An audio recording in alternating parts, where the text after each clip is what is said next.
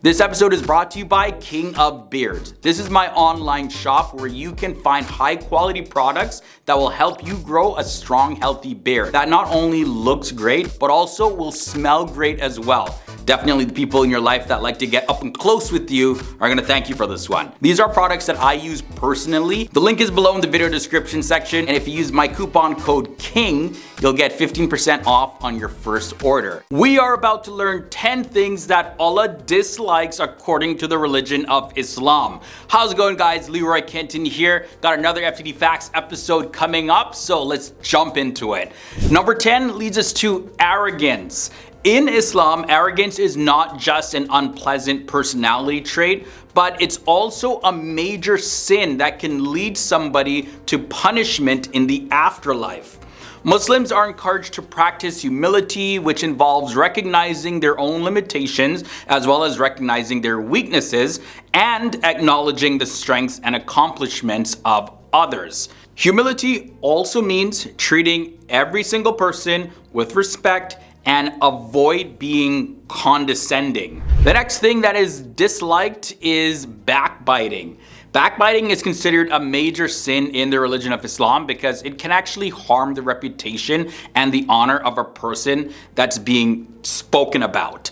So Muslims, they're encouraged to speak kindly about others and to avoid spreading any sort of rumors and making any negative comments. Because man, when gossip starts, sometimes that can spread like wildfire. So if a Muslim has a problem with someone, they are encouraged to address it directly with the person rather than talking behind their back. Cheating comes in at the number 8 spot. Cheating is something that is greatly discouraged in the religion of Islam because it actually goes against the principle of honesty and integrity that the religion tries to establish. Muslims, they're expected to be truthful and to uphold their agreements and their promises. So definitely, if you're Muslim, trying to be a good Muslim, don't give your word to things that you just know that you're not gonna intend to keep.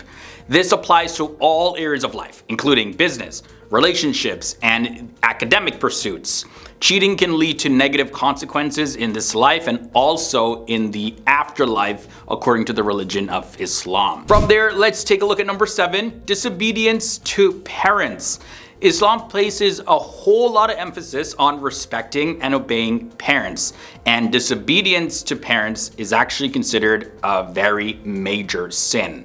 There are some caveats to this, but in general, this includes disobeying parents' wishes, speaking disrespectfully to them, or neglecting their needs. Muslims are encouraged to be kind and obedient to their parents, even if they disagree with their opinions or their decisions. But again, definitely there are some caveats there where a parent isn't necessarily going to be controlling you for the rest of your life. But generally speaking, when you're under the guide and care of your parent, definitely obey them according to the religion. Okay, envy comes next. Envy is considered a negative emotion in Islam because it can lead to resentment and ill will towards other people. Muslims are told to practice contentment, just being content, being grateful for what you have, where you are, and this involves being grateful for what they have and avoiding excessive desires for what others have. Doesn't mean you can't want more, it's just you're grateful for what you already have. So yeah, contentment doesn't mean complacency or lack of ambition, but rather a healthy balance between striving for improvement and being satisfied with what you already have. The next thing at number 5 that is disliked is extravagance. This is something that is discouraged in Islam because it can lead to living a wasteful life as well as a lot of financial instability. The religion of Islam encourages Muslims to be very moderate in their spending and to avoid accumulating debt or living beyond their means. This includes avoiding unnecessary luxuries and focusing on fulfilling basic needs and responsibilities. Luxuries are definitely great. Islam doesn't prohibit any of those, but when it comes at the expense of other things, then it's very frowned upon. All right, number 4, let's talk a little bit more about gossip. This is considered to be a sin in Islam, and it actually harms reputations and honor of other people. So it's a little bit different from backbiting, like talking behind someone's back, but gossip could just be making up straight up lies and rumors for the sake of because you don't like somebody. So the guidance given to Muslims is to speak kindly of others and to just not really spread any sort of rumors about people, regardless of how you feel about them. I know oftentimes that's definitely easier said than done, but Muslims, if they have a problem with somebody, of course, they are encouraged to just talk it out and say, hey, this is the issue here, and find out even the truth.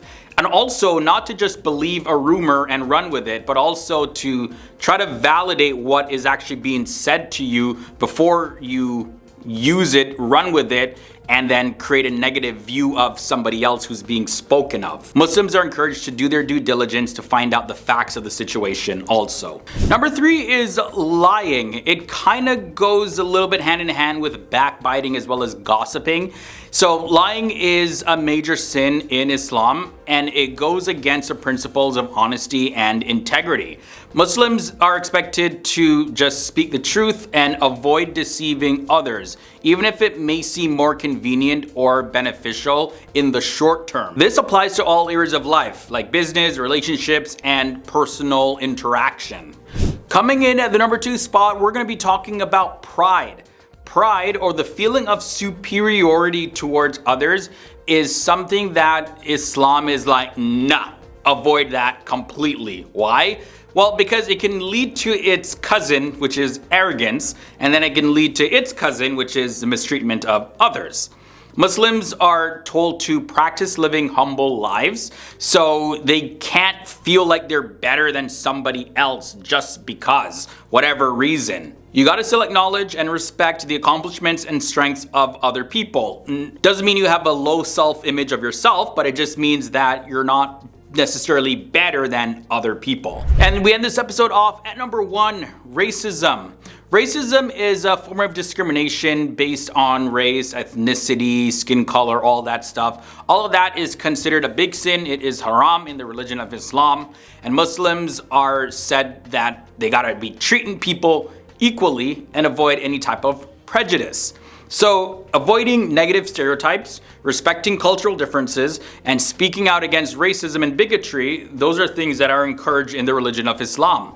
Islam emphasizes the importance of unity and cooperation among all people, regardless of their backgrounds or their beliefs. Alright guys, so that brings us to the end of this episode. This was a look at 10 things that are disliked in the religion of Islam. Yeah, Allah dislikes all of these stuff. So let me know your thoughts and comments about anything that was mentioned in this episode down below. And if you made it this far and you found this video informative, useful, entertaining in any way, don't forget to leave a big thumbs up, guys. That's it for me. I'm gonna get on out of here. Until next time, stay awesome, stay educated, and I'll see you soon. Hopefully. Stick around, join the FTD Facts family. See you guys.